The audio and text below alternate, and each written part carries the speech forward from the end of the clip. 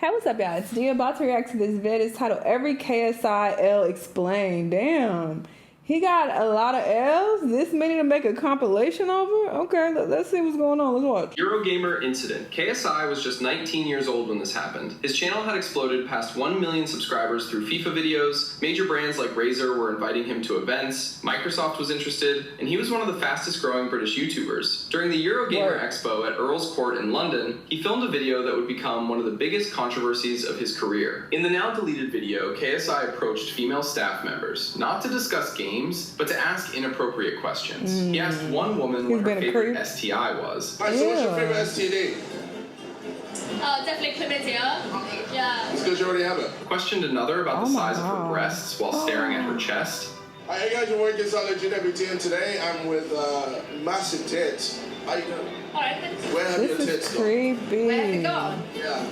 What do you mean? Because I can't see them. And motorboated a spokesmodel named Brandy Brewer, who later confirmed on Twitter that she had consented and viewed it as comedy. Can I motorboat you? Yeah? Good. Right now. Yeah?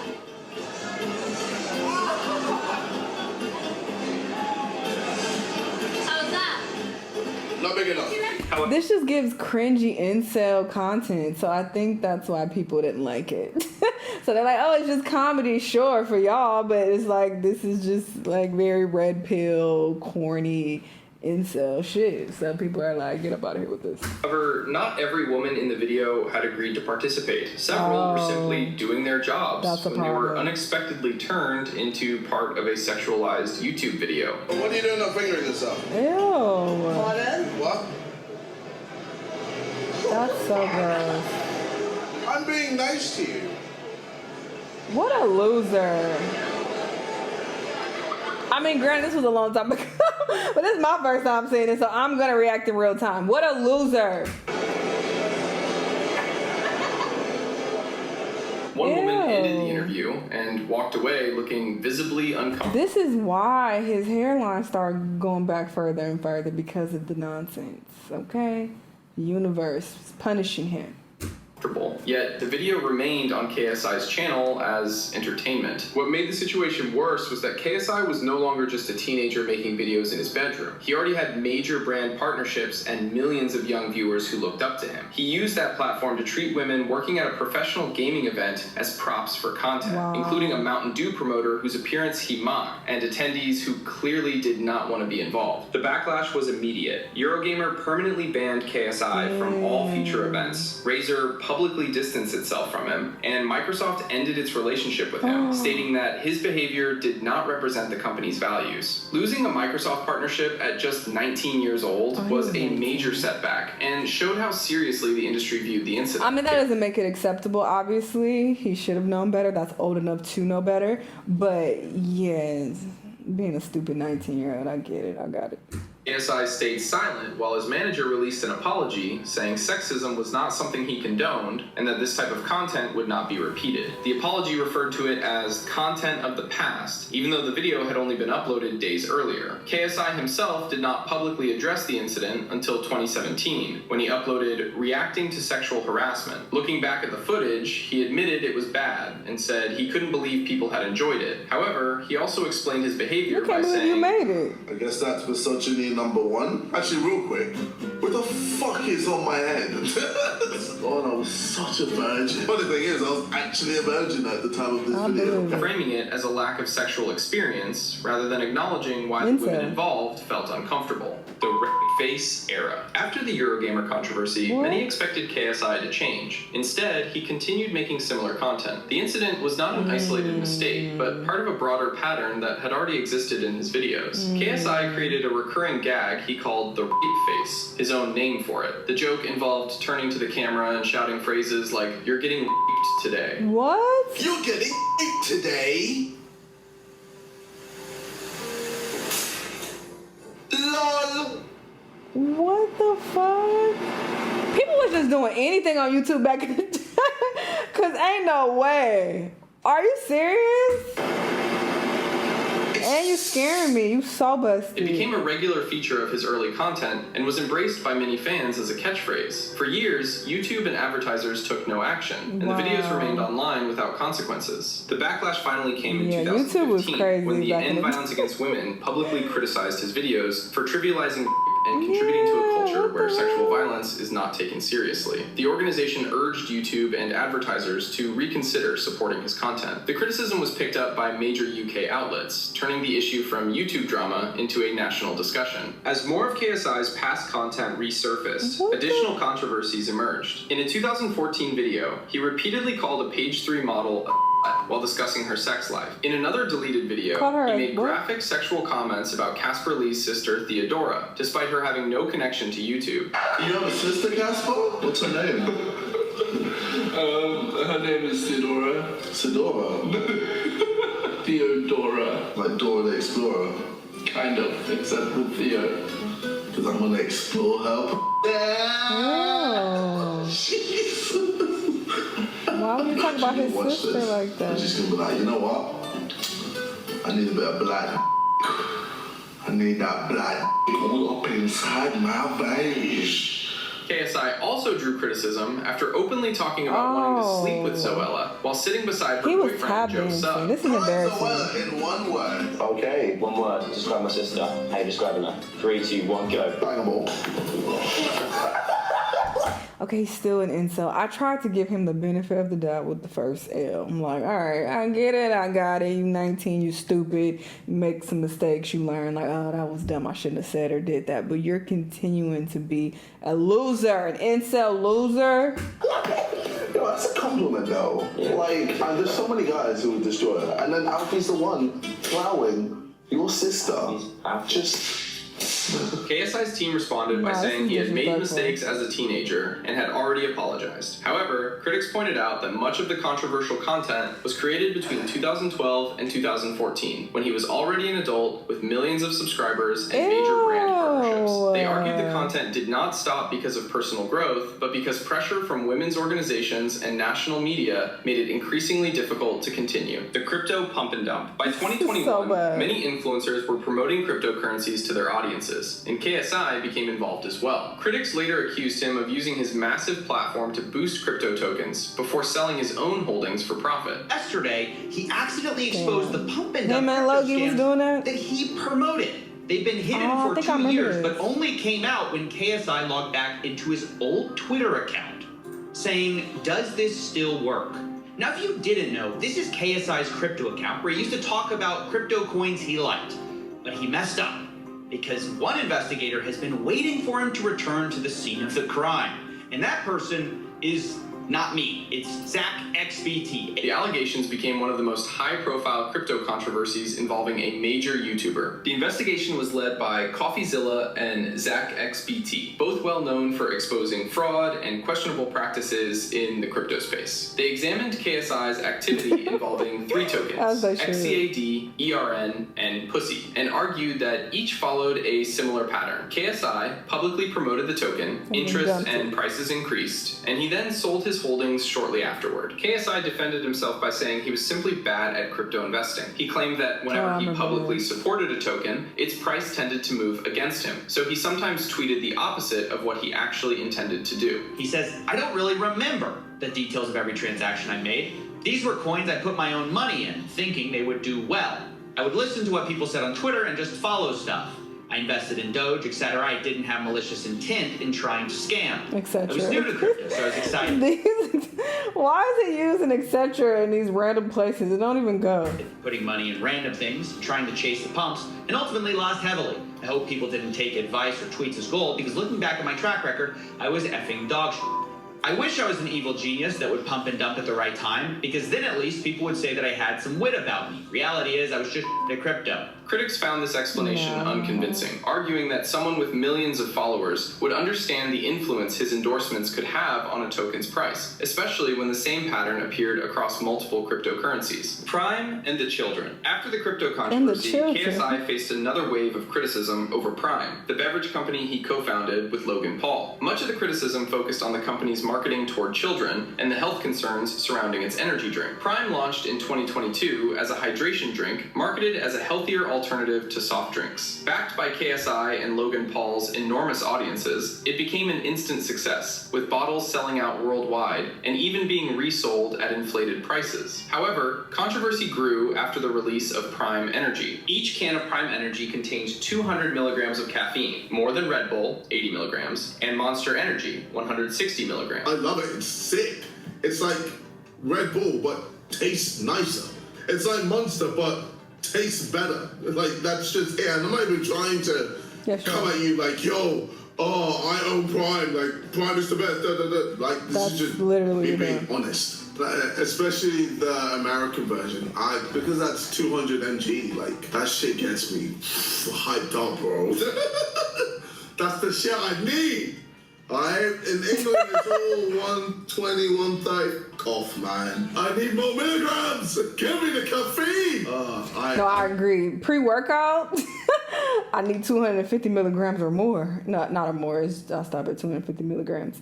And I don't take my pre-workout every single day, but on the days I'm especially tired, and on days when I know like I'm about to put in work, it's like, yeah, give me that.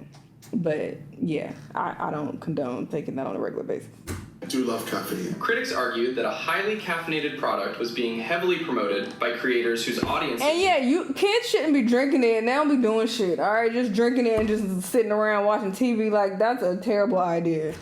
Like, if you're not about to go work out or go play some sports, then no. Included millions of children and teenagers. Reports also emerged of children experiencing medical emergencies after consuming the drink, including a child in Wales who suffered cardiac arrest. And yeah, children shouldn't be... Schools across the UK, Canada, and Australia banned Prime Energy from their campuses. Racial slur. By 2023, KSI had largely rebuilt his image. He had boxed Logan Paul twice, earned platinum music success, helped make Prime a massive brand, and was reportedly in talks with the BBC to headline his own entertainment show. But during a Sidemen Countdown parody, one moment threatened to undo years of rebuilding. While playing the word game, KSI formed and said a 4-letter racial slur targeting Pakistani and South Asian people. He said it without hesitation, and the other Sidemen members laughed. The video was uploaded, but once the clip spread online, it sparked immediate backlash from the South Asian community.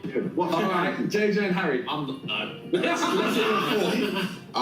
Look, we need points in it, alright? I don't mean this maliciously, but the word What is it? I'm sorry. We need points. I don't... Guys, come on. we have a backup one. I don't think that's in the dictionary. I'm looking, Simon, you wouldn't give points to racism, would you? Pakistani isn't the... I feel like people, obviously not every single person, but I usually see the British YouTubers who think racism is so funny. It's like, oh, it's so hilarious. No punchline needed. No actual joke needed. Just the, throwing out of racial slurs is so funny. It's like... Where's the joke? Like, I don't know.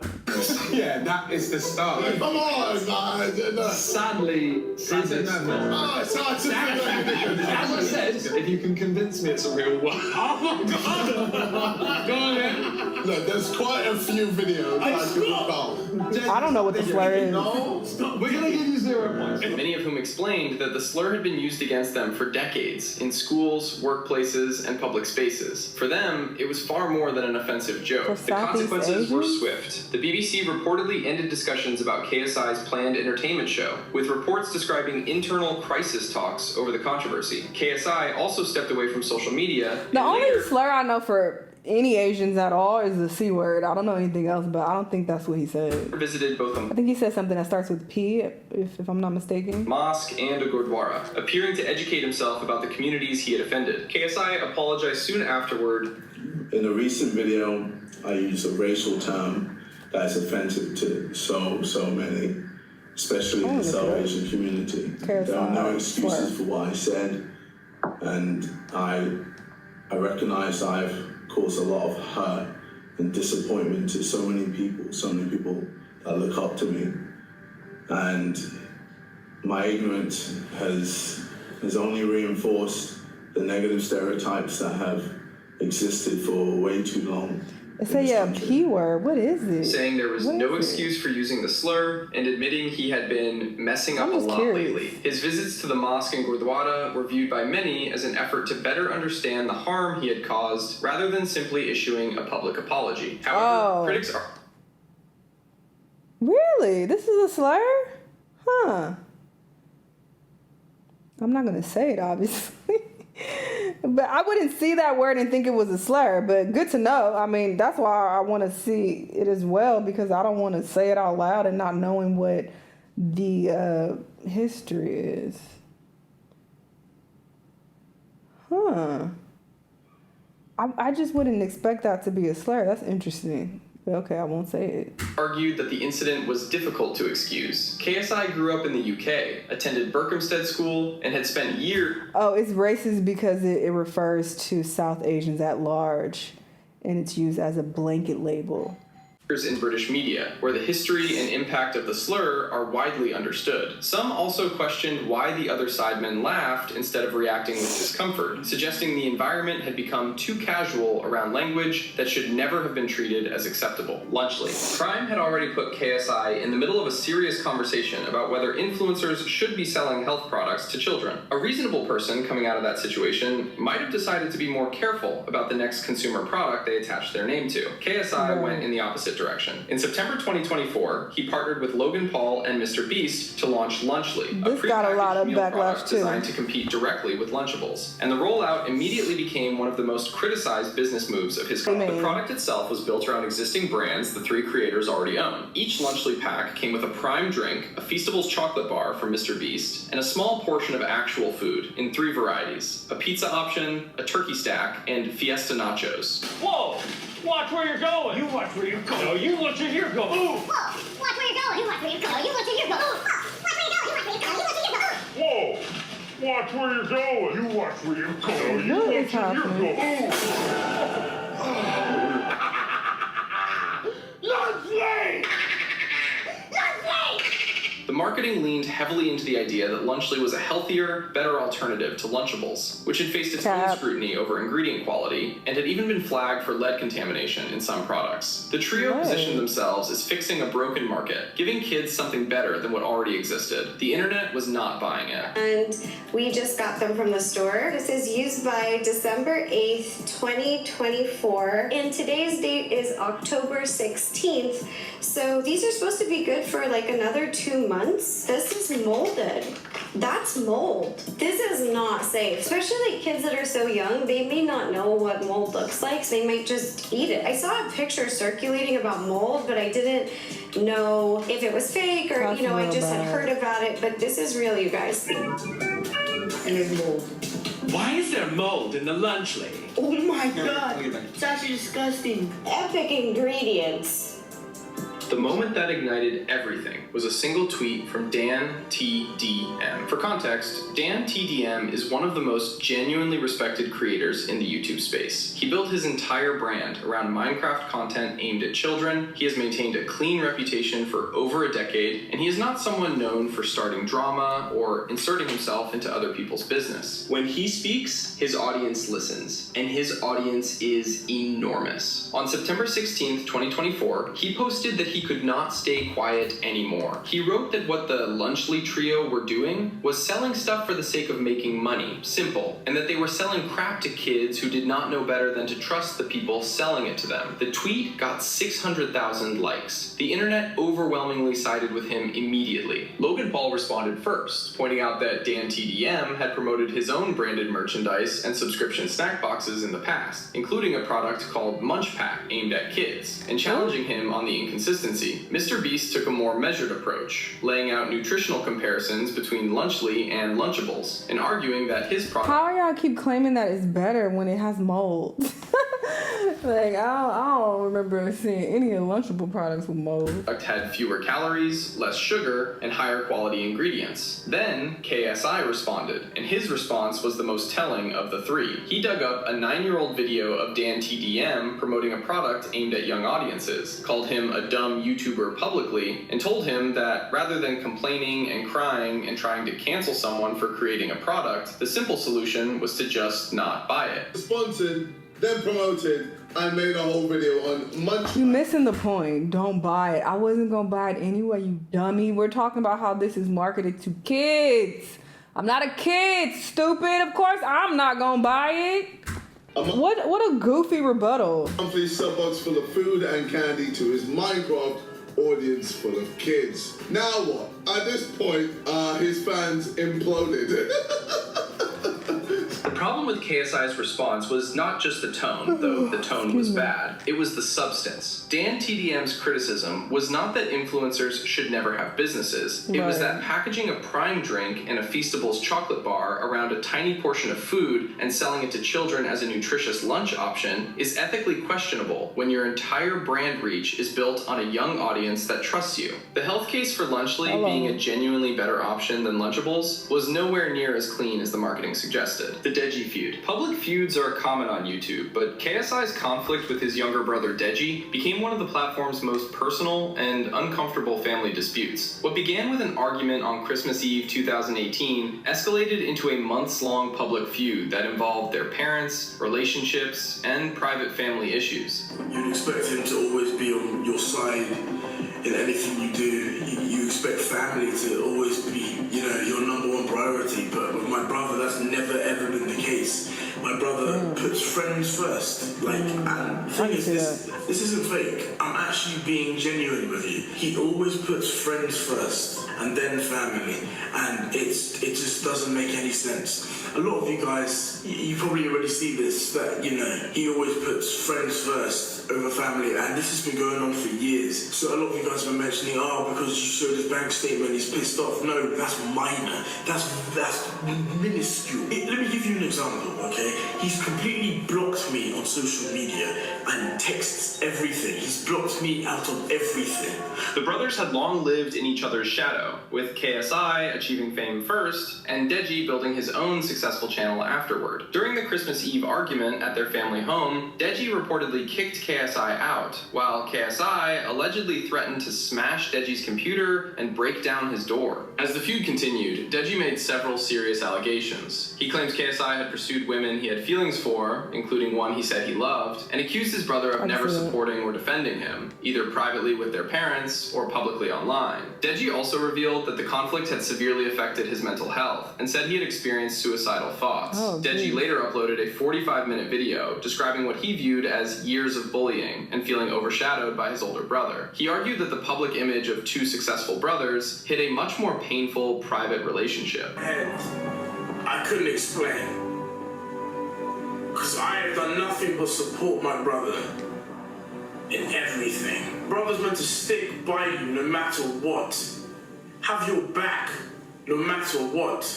Family sticks by you. KSI also responded publicly, with both brothers continuing to release videos and social media posts that exposed increasingly personal family matters. Rather than resolving the conflict privately, they turned it into content for millions of viewers, encouraging fans to take sides and further escalating the situation. The feud highlighted a criticism that has followed KSI throughout his career, that he sometimes struggles to separate personal conflicts from content creation. The Sidemen split. If the Deji feud showed KSI's willingness to burn personal relationships... People was telling me to react to, but I'm just like, react to what? Just that he left? I don't know. I just didn't feel the need to, but now I'm about to see it. Content, the Sidemen situation showed he was willing to do the same thing to his professional ones. And what makes this entry unique on the list is that it actually happened twice. Once in 2017 and once in 2026. And somehow the second time was worse than the first. Let's start with 2017. In August of that year, KSI tweeted that he was leaving the Sidemen, citing conflicts with Ethan Payne, known online as Bazinga, as the main reason. The announcement sent shockwaves through the YouTube community. Was it the one that he just looked at? Because the Sidemen at that point were the biggest creator group in the UK, possibly in the world, and KSI was the face of it. Fans immediately picked sides. Diss tracks were made. The drama ran for months and generated enormous amounts of content and conversation across every platform. If there were any diss tracks involved, it was fake. It felt like a genuine collapse of one of YouTube's most successful partnerships. Then KSI... Oh, Ethan is the redhead. Or at least partially fake. It was fake, motherfuckers! You mad? Huh? You mad, bro? You mad, sis?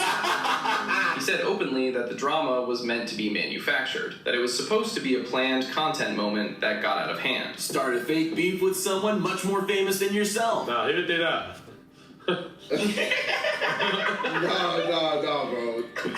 It was meant to be fake, and then it got fucking real, bro. How we ruined it? How we fucking ruined the whole thing? Bro, can you not tell it hurt? Listen to him. This motherfucker, it was meant to be me and you, Ethan, and that was it.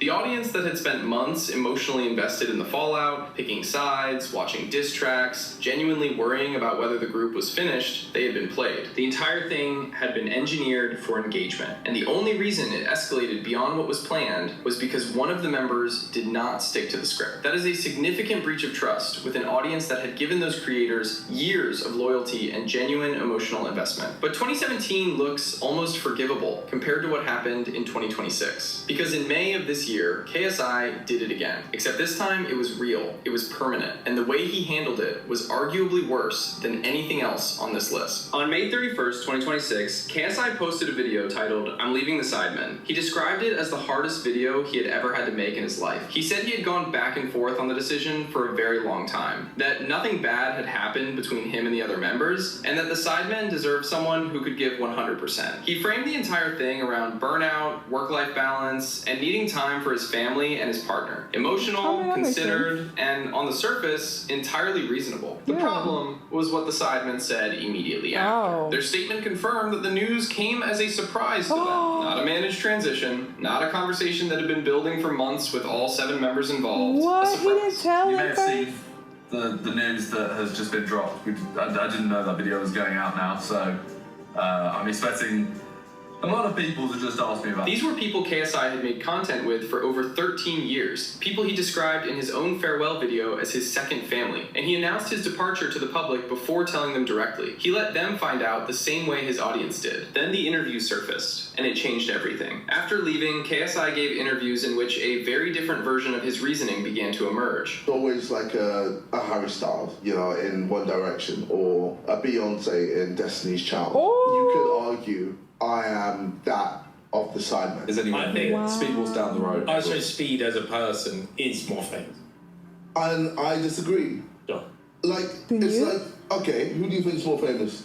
Me or Speed? Speed 1000%. You're mental, bro. He said he gets more views than all of the Sidemen in a single month. He said he wants to reach actual goals. He said he needs to be bigger than Mr. Beast and I Show Speed. The burnout narrative, the family time, the work-life balance, all of that started looking like the public-facing version of a decision that was actually driven by something much simpler. The Sidemen were not growing fast enough for him. They were a ceiling, and he wanted to blow past it. KSI later posted a follow-up statement on Instagram, directly addressing the remaining Sidemen members, acknowledging that some of them were angry, saying, "I know you're all grieving in your own way because of my decision, but you knew it was coming for a while." That last part, "you knew it was coming," landed badly, because their own public statements had already confirmed they did not know. He was asking them to accept a version of events that contradicted what they had already told the world. That is a strange thing to do to people you spent 13 years building something with. Thick of It. In October 2024, KSI released Thick of It, timing the song to capitalize on the attention surrounding the Lunchley and Dan. Honestly, I'm glad I didn't just react to his version, because I would have just watched it on his page and been like, oh yeah, he's burnt out, he's tired. I mean, it is what it is. But getting all of the background information really puts things into perspective. That's messed up. I'm the Beyonce. No. Well, I don't know. Maybe he is in that group. But him saying that he is bigger than Speed is delusional. But even for him to say he the Beyonce of the group and I need to leave because y'all not on my level, like, I don't know, that just sounds real fucked up to say. TDM controversy. While the strategy made sense from a marketing perspective, the song itself was met with overwhelming ridicule and quickly became one of the internet's biggest memes of the year. Any Disney movie with the chase scene, any Disney movie right now, I'm gonna show y'all some real quick. The new boss.